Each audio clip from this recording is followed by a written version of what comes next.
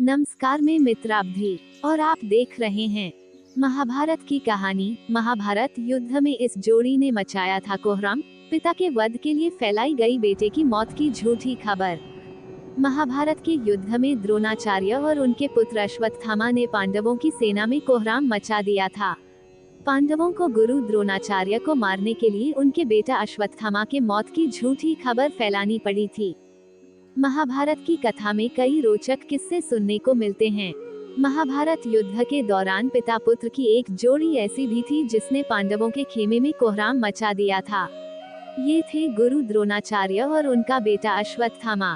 कहते हैं कि द्रोणाचार्य का वध करने के लिए श्री कृष्ण और पांडवों को कूटनीति का सहारा लेना पड़ा था। उन्होंने अश्वत्थामा की मौत की झूठी खबर फैलाकर द्रोणाचार्य का वध किया। सुने महाभारत की ये अनोखी कहानी। द्रोणाचार्य महान ऋषि भारद्वाज के पुत्र थे। एक बार घृताची नाम की सुंदर अप्सरा को देखकर ऋषि भारद्वाज का वीर्यपात हो गया था।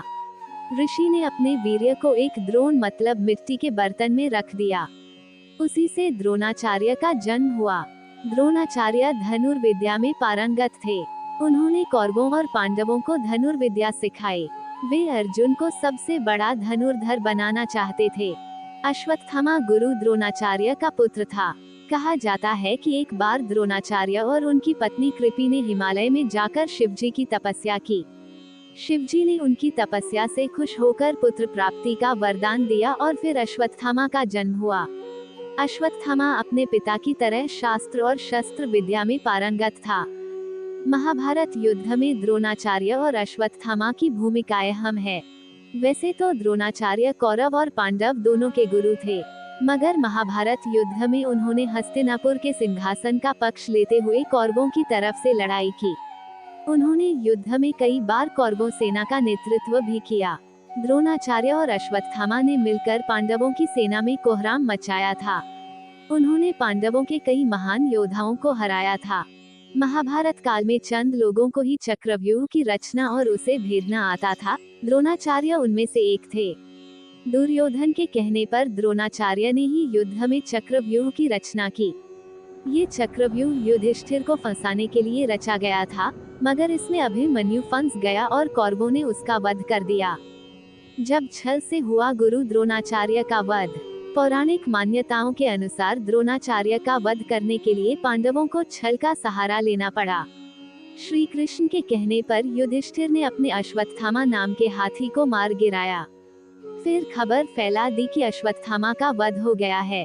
द्रोणाचार्य को लगा कि उनका पुत्र अश्वत्थामा नहीं रहा। उन्होंने तुरंत अपने सभी अस्त्र शस्त्र त्याग दिए। इस मौके का फायदा उठाकर धृष्टद्युम्न ने द्रोणाचार्य का सिर काटकर उनका वध किया।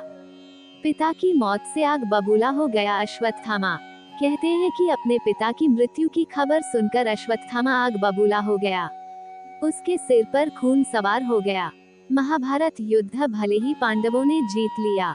जब पांडव जीत का जश्न मना रहे थे तब पांडवों ने उनके खेमे में घुसकर तबाही मचा दी। अश्वत्थामा ने द्रौपदी के 5 पुत्र और धृष्टद्युम्न का उस समय वध कर दिया जब वे सो रहे थे। माना जाता है कि इस घटना के कारण अश्वत्थामा को सदियों तक जिंदा रहकर दुख भोगने का शाप मिला था। आपको कहानी कैसी लगी मुझे कमेंट, लाइक, शेयर, सब्सक्राइब अवश्य करें ताकि अगला अपडेट जल्द से जल्द मिल जाए। पूरी वीडियो को देखने के लिए धन्यवाद। आपका दिन शुभ हो।